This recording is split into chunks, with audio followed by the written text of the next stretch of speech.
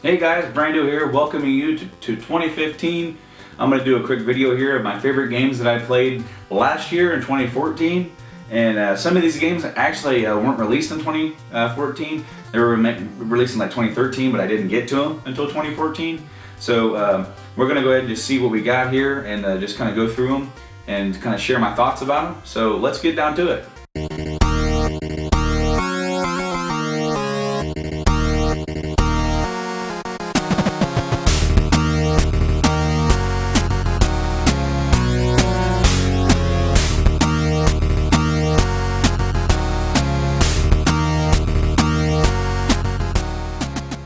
Now the first one I got during my first big gaming haul of the year, and it was for PS3, and that is Beyond Two Souls. And I actually got to pick up like the little collector's tin or whatever. Now this game was made by Quantum Dream, which made Indigo Prophecy and Heavy Rain. So if you like those two games, you'll probably really like this. Now the story, from what I'm understanding, people have a hard time kind of getting into it. It is told from like an out of order perspective, kind of like a Tarantino type effect. But once you get everything together, you'll understand why it's kind of like jumbled and everything at the end. So that's really neat. There's multiple different endings, and I've been wanting to go back through it, but there's been so many games I've been wanting to play this year that the number of games that I have here are in nowhere near in shape of the games that I've actually wanted to buy and play. But of course, throughout the year I've been collecting retro games as well and playing those. So that did kind of eat into my brand new game buying this year. But yeah, cool little collector tin. This is one of the last games I found that day, and I wanted to buy it. Didn't want to spend the money on it because I already spent so much money. But my friend Mike talked me into it, and I'm so glad he did, because it was one of my favorite games that I've played all year. And it actually came out in 2013. This next one did as well, and for the 3DS is Legend of Zelda: Link Between Worlds. This game was freaking phenomenal. If you liked Link to the Past at all, you must get this game. And it's done in the same gameplay style. It's more like, it's kind of like a 3D playing now, but it's still the same top-down style, and it has this cool little game mechanic where he flattens himself up, becomes like this kind of painting, and you move around on the walls. It's a really cool puzzle mechanic and everything like that. But this game was awesome. I played the heck out of it. It was a lot of new, and they put some old into it as well. And the only thing that I have to say negative about it is that there are at some points where it kind of feels like you don't know exactly where you're supposed to go or in what order that you're supposed to do it. But once you find your way, you get back on it. It's a great game, and a great way to kind of live on the legacy of the Link to the Past. Is really good in that game. Now this next one was also released in 2013, and that's the last one of the bunch, and it was Batman: Arkham Origins. Now, I've heard so much about this game and about how it's mediocre, and I absolutely 100% disagree. I think this is the best Arkham game that they've made. Now, if you went straight from Arkham City into this, I can see why you would be let down by it. It is more of the same, but I had a long break in between the time that I actually played Arkham City and Arkham Origins. And even though that they've replaced the voice actors for Batman and the Joker, they're great. Batman's Batman, and I want to say that Troy Baker does the Joker, and he did a phenomenal job at kind of harnessing, that Mark Hamill voice and everything with that. So this is a great and phenomenal game. If you haven't played it, please do it. It is a great game that really kickstarts his relationship with the Joker in the Arkham series. Great game. Now, this next one is actually the first one of 2014 that I actually went out and bought, and that was South Park: Stick of Truth. Now, this game is really fun. It is a little short, but if you like the Paper Mario style of RPG of like a battling, you'll really like this. What I really like about this is that we don't get pure comedy games too often. And it really felt like you were playing an extended episode of the show. Of course, there's a trilogy for that aired before this game came out called the Black Friday trilogy, and it leads into this sort of. They kind of have their characters and whatnot from that show, and they kind of bleed into this and going forward. So this is a great game. It's one of my favorites of the year. And this next one is also really great, and it was Mario Kart 8. Now this game got me reinvigorated over the Wii U. I picked this up and my local Meijer was having a grand opening and giving away gift cards. So everybody who went got gift cards, and we got some money off on it. And then also I got like the free downloadable game that came with it. But this game in itself is just so great. I understand people are going to say it's a Mario Kart. How is it different? And really upped the game with this one, with the gameplay and then with the really good online multiplayer. Really great game to check out. And this game is the first game that they put out with actual DLC.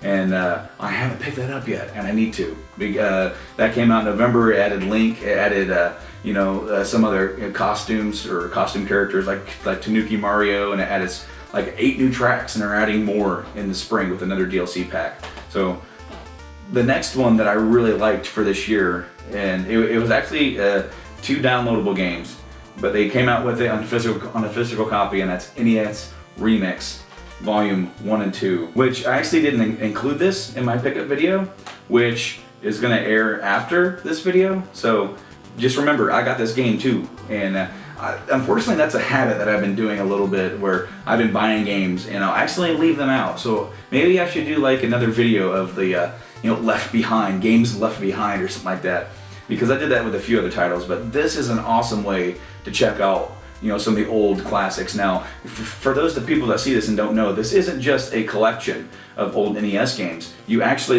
it's set up like to do like little mini games and challenges for you to unlock other stages and other mini games, and you can actually kind of do some other cool stuff. Like on the back, it shows you playing, Samus in a Mario level or something like that. And they do a lot of cool stuff to kind of just mess around with the old NES games. And you can also play as Mario Brothers backwards as Luigi, and it's a really cool game, really cool concept. I'm really glad this got a physical release. It's really cheap. If you like the old NES games, please check that out.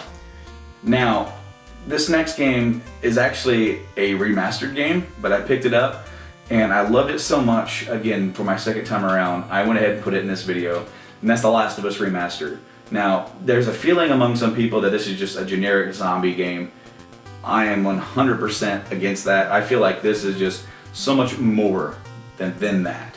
This has a great story. It has great gameplay mechanics. This also features in the Left Behind DLC. So if you haven't played that, and if you didn't play it on the PS3 at all, and you came over to PS4, definitely check this out. It's a little cheaper. The graphics are phenomenal for them up-resing it and everything. So it's on par with almost everything that's out today.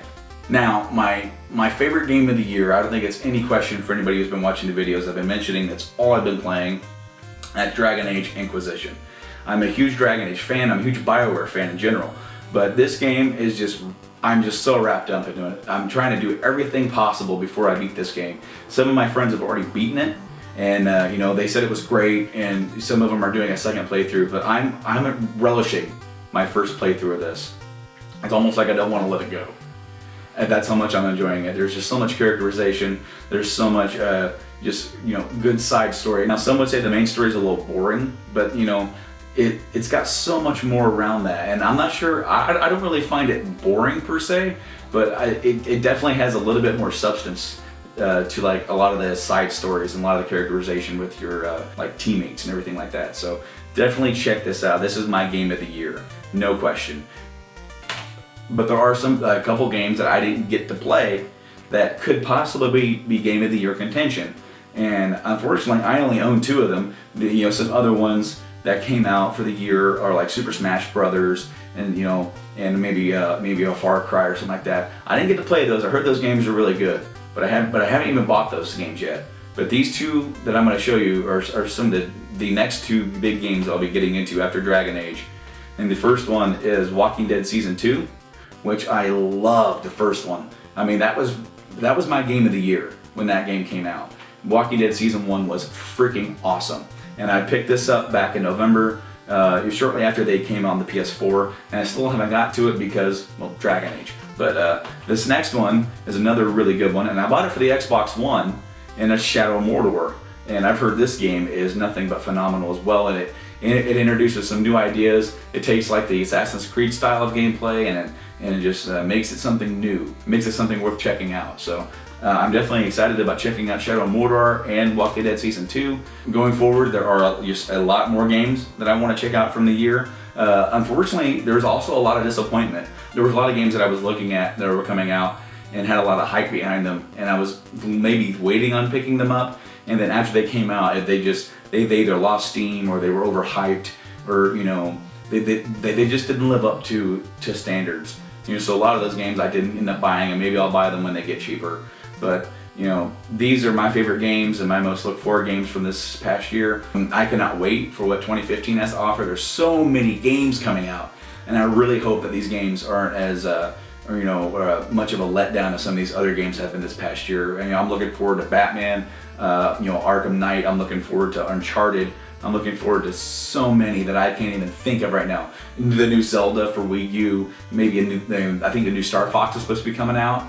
Just so much coming out. But hey, that's my favorite games of 2014 and sort of 2013, whatever. But anyway, those are some of my favorite games of the year that I've played. Hope you guys like this video. Like, subscribe, comment down below with some of your favorite games from this past year. And I'll see you guys in the very near future. Going forward to 2015, check out Journey to Comics podcast, where I'm your gaming guy, natured comic guy, and we talk about anything nerdy. So guys, I'm Brando, and I'll see you later with my next pickups video.